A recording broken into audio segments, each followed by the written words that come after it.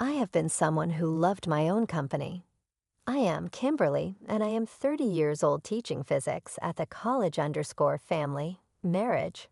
All that jazz, not really on my map. Inheritance from my granddad, this quaint little spot is mine all the way. It is my piece in the hustle and bustle.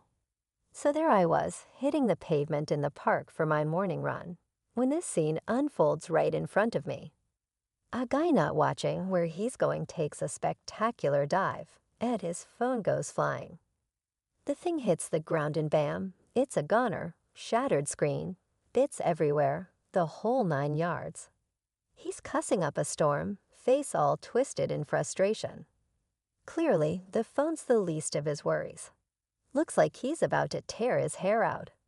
Great, just great, this is all I needed today, he groans, staring at the remains of his phone like it personally offended him. I slowed down, kind of hovering, not sure why. Maybe it's the look of utter defeat on his face. "You need to borrow a phone?" I ask, keeping it casual. He looks up, kind of surprised that someone is talking to him. "Yeah, that'd be great, actually. Need to call my folks, tell them I botched up something important." I unhook my phone from my armband and hand it over. "Don't sweat it, just make it quick." "Yeah, sure. "Thanks a ton," he says, and he's on the phone in a heartbeat, pacing a small circle as he talks. His voice is all polite now, a total switch from the cursing fit seconds ago. "Listen, I've had a bit of a mishap." He's glancing at me, a silent plea for a bit more time. I nod, letting him know it's all right. Finishing up, he hands back my phone with a sheepish look. "Thanks, I owe you one." "I'm Jack, by the way." "Kimberly, and forget about it. Just try not to smash it next time, yeah." I say, half joking. He chuckles, running a hand through his hair. "Deal. I'll make it up to you. Coffee sometime." I raise an eyebrow. "Are you planning on throwing the coffee on the ground too?" He laughs, a genuine hearty sound. "Promise I'm less clumsy with coffee cups. What do you say?" I consider it for a moment. Not usually my thing, chatting up strangers, but something about this feels different. "All right, Jack, coffee.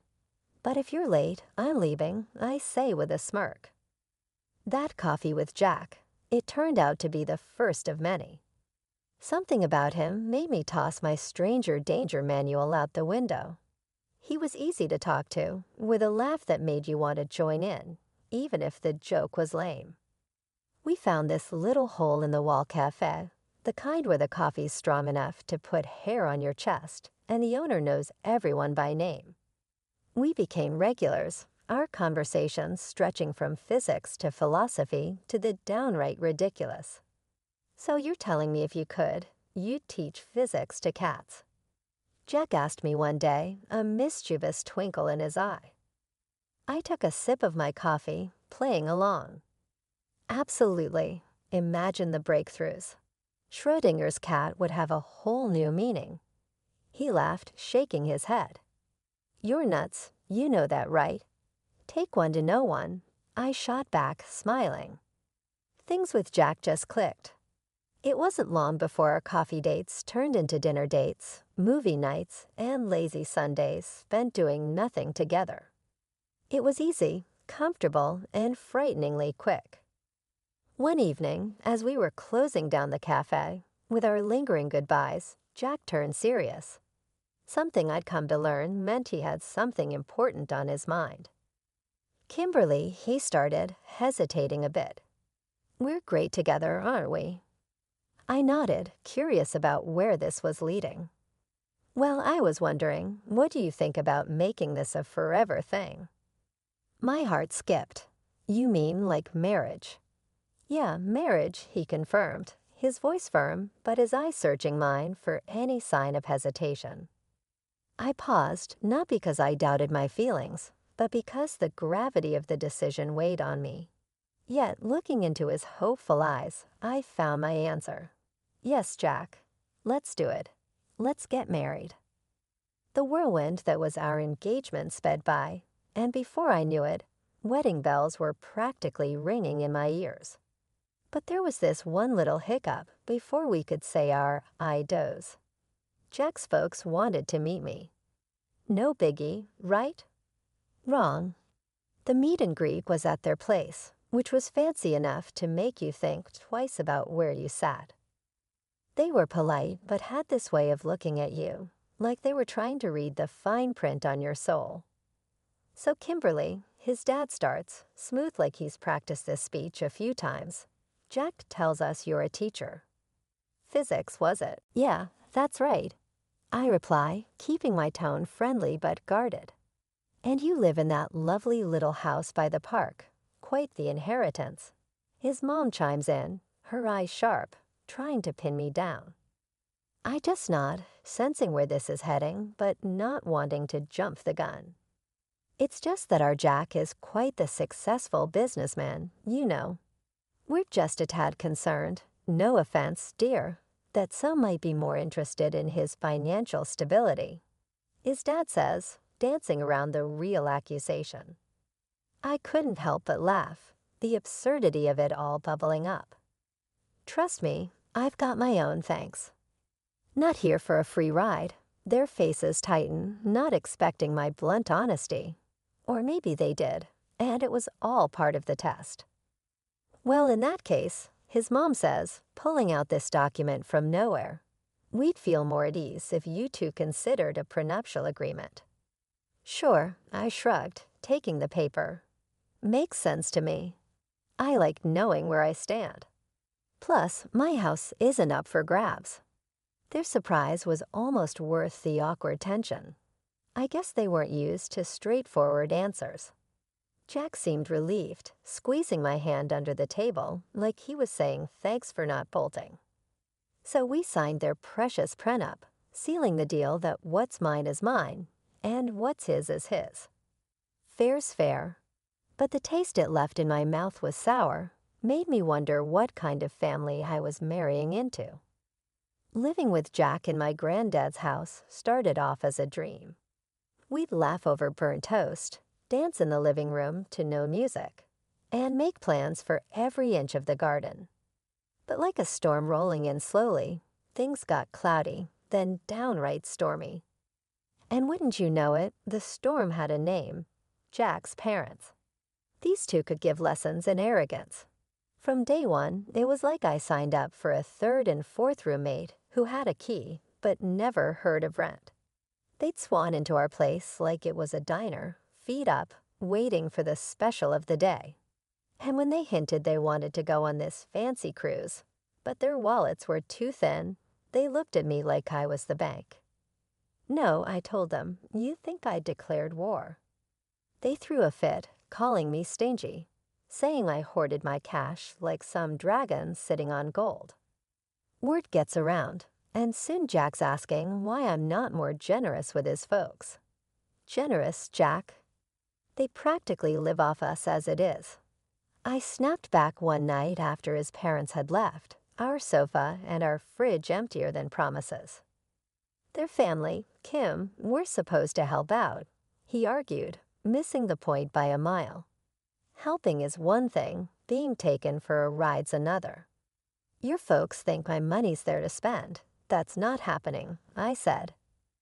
Jack went all quiet then, the kind of silence that's louder than shouting. His parents did the same but in their way, by suddenly vanishing. No drop-by, no calls, nothing.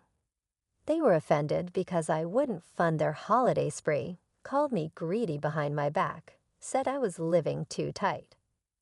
All because I wouldn't open up my granddad's safe to splurge on them. Ah, the safe, that hulking piece of metal, was more than a place to stash away a few valuable bits and bobs. It was a slice of history, a connection to my granddad. But to them, just a vault they hadn't cracked. The months without Jack's folks were like the quiet before the storm. It was a Tuesday, the kind of day you don't expect anything out of the ordinary. I was late coming home from work, bogged down with papers and the remnants of a headache that wouldn't quit. Walking in, I found Jack's parents parked on our sofa, remote in hand, flipping through channels like they owned the place. Evening, I managed, trying to keep the edge out of my voice. "Oh, there she is. We were wondering if you'd join us tonight," his mom said without looking away from the TV.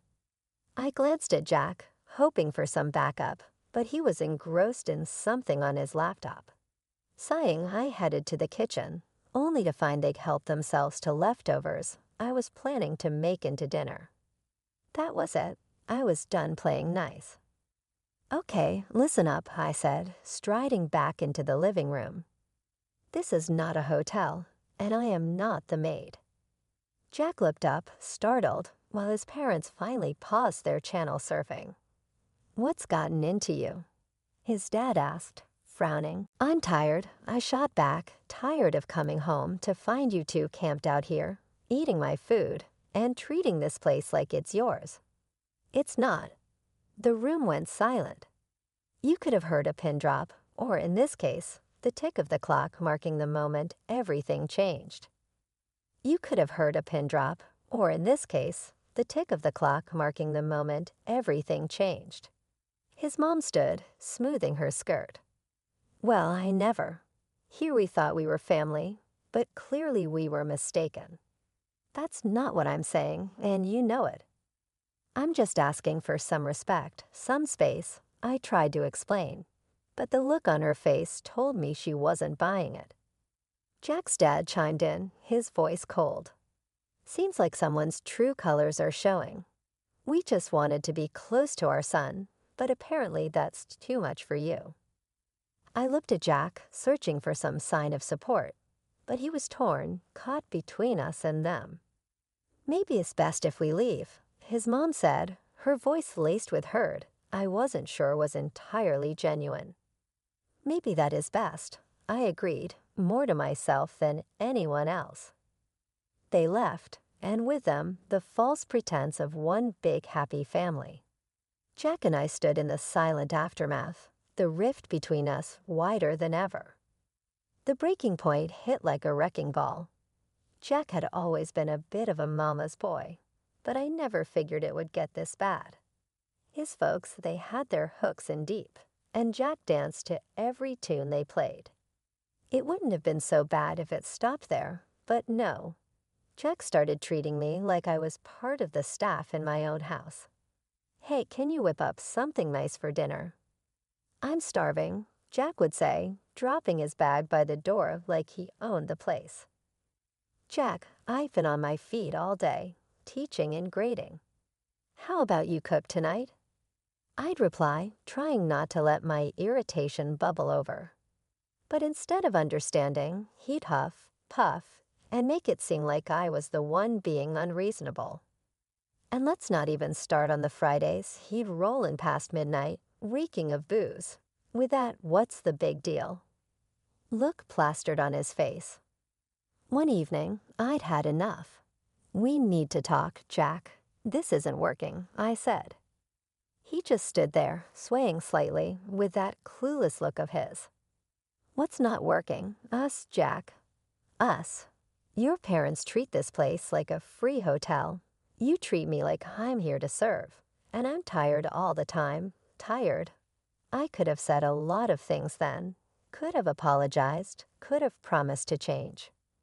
But no, he got all defensive, as if I was attacking him out of the blue. "That's not fair, Kim. You knew what my family was like," he shot back.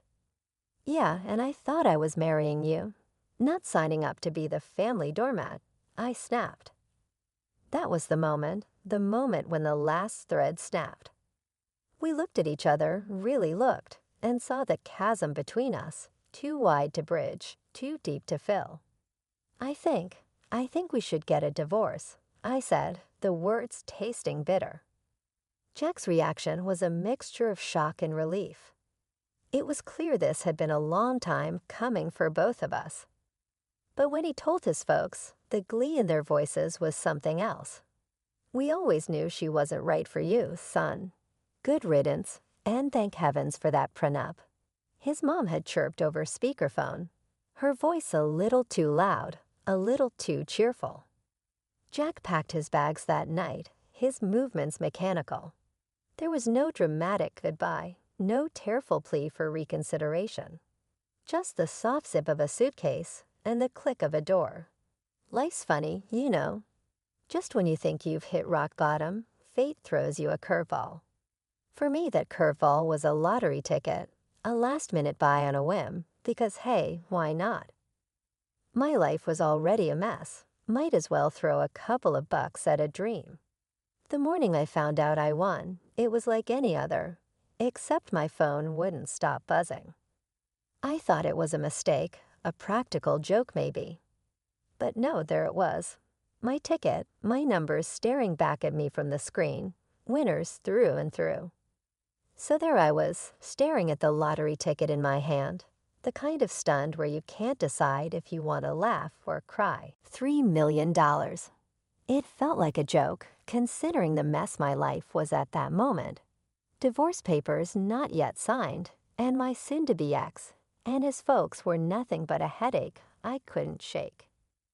The universe must have a sense of humor, because the next thing I know, Jack's car pulls up, him and his folks all smiles and fake warmth. They come barging into my place like it's some family reunion. "Kim, darling, we heard the news." What a blessing, his mom starts, laying it on thick. "Let's put all this unpleasantness behind us, H. We're family." Jack chimes in, all hopeful. "Yeah, babe, think about it. We can start fresh, really make a go of it this time." I couldn't help it. I laughed, not the happy kind, but the kind that's sharp around the edges. Start fresh with what? Your folks running the show? No thanks, I'm good. Then Jack, oh Jack, he gets this look like he's been wronged, and says, "Come on, Kim, that's cold.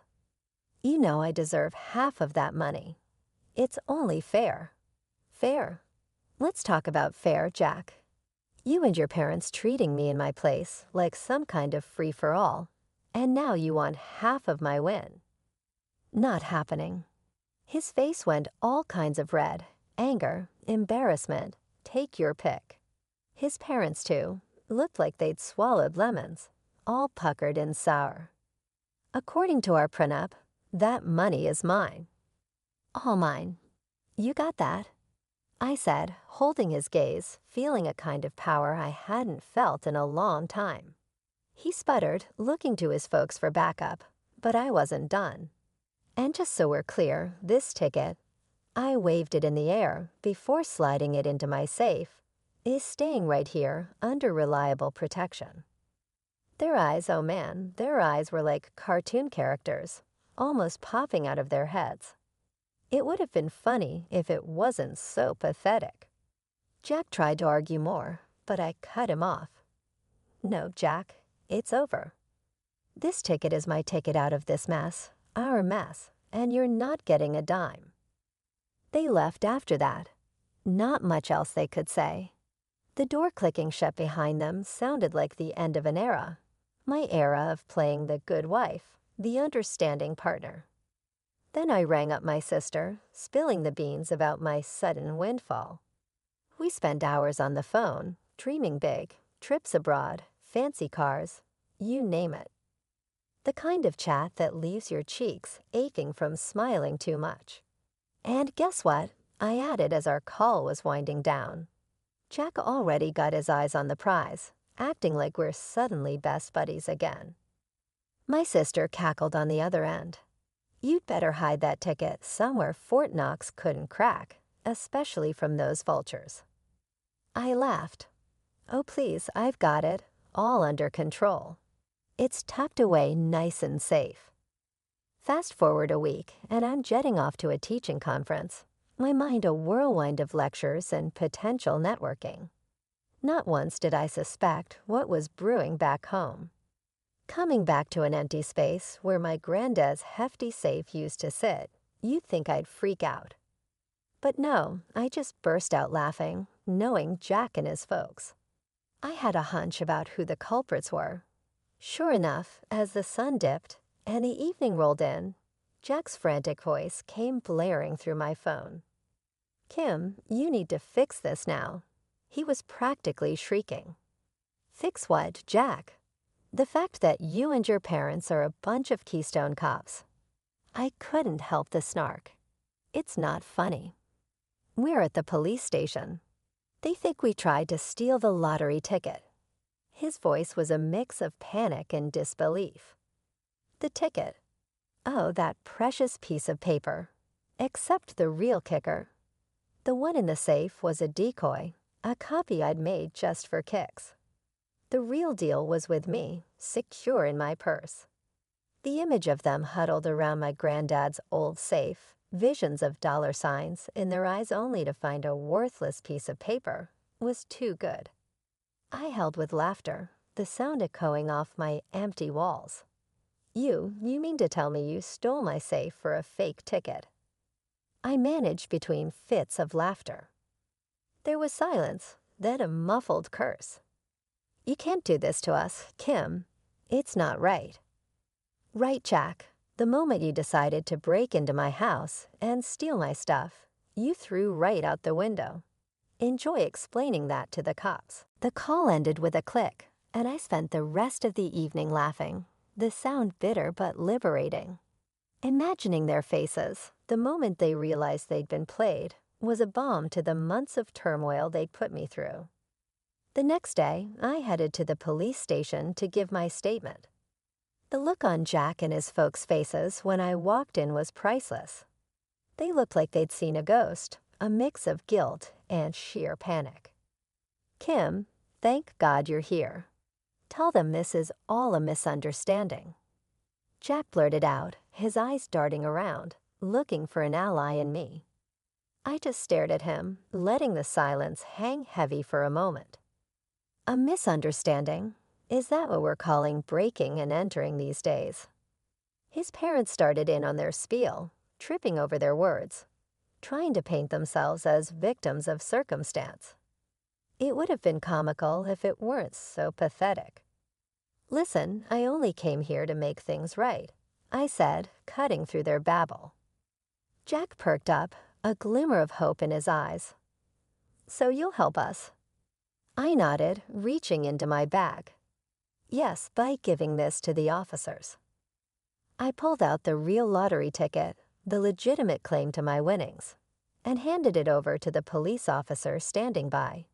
Jack and his parents gasped, their faces going from hopeful to horrified in a split second. "That's the real ticket. The one you all were so desperate to steal was a fake, a decoy," I stated, my voice steady and clear. The officer took the ticket, looking between it and me. "This will certainly help clear things up," he said, noting down something in his notebook. "But why? Why would you trick us like that?" Jack's mom wailed, looking every bit the part of the wronged party. "Why? Maybe because breaking into someone's house and stealing is wrong."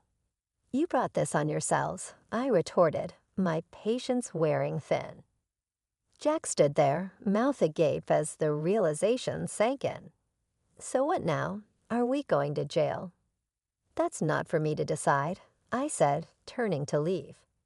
"But maybe next time you'll think twice before betraying someone who trusted you." After the whole debacle with the fake lottery ticket and the stolen safe, things moved quickly. The cops had enough to open a criminal case against Jack and his folks for breaking and entering, not to mention attempted theft. It was a mess, but a part of me felt vindicated seeing them finally face some consequences for their actions. The divorce papers came through not long after. Signing them felt like lifting a massive weight off my shoulders. It was official. I was free from Jack and all the drama that came with him. And the best part, I got my granddad's safe back. It was a little worse for wear after its adventure, but having it back in my house felt like getting a piece of my soul returned. I had the winning ticket cashed, the money securely tucked away, and a whole lot of options in front of me. But first, I needed to celebrate this fresh start, this new beginning I fought hard for. I called up my sister, the first person who rode this crazy train with me from the get-go. "Hey sis, how about a celebratory dinner on me?" I offered, feeling lighter than I had in months. "You kidding? I wouldn't miss it for the world." "You deserve this, Kim," she replied, her voice bubbling with excitement. That evening, sitting in a cozy corner of our favorite restaurant, we toasted to new beginnings and the future. "So what's the first thing you're going to do with your winnings?" my sister asked, sipping on her wine. I thought about it for a moment. First, a vacation somewhere far, with lots of sun and no memories of the past few months. Then I don't know, maybe start a charity or invest in something meaningful. Something that makes a difference, you know. She nodded, her eyes sparkling. "That sounds just like you, Kim. Always thinking of others." After dinner, walking back to my car, my sister looped her arm through mine. "You know, I'm really proud of you, Kim. You handled everything with such grace." I smiled, a genuine smile that reached deep into my soul. "Thanks, sis. Couldn't have done it without you." As I drove home, the streets bathed in the soft glow of the streetlights, I felt a sense of peace. The kind of peace that comes from closing a long, turbulent chapter of your life and stepping into a blank page, ready to start anew. I had plans to make, dreams to chase, and for the first time in a long time, I was excited about what the future held. Sure, the road ahead might have its share of bumps and turns, but I was ready to face them head on, with my head held high and my heart open to whatever comes next.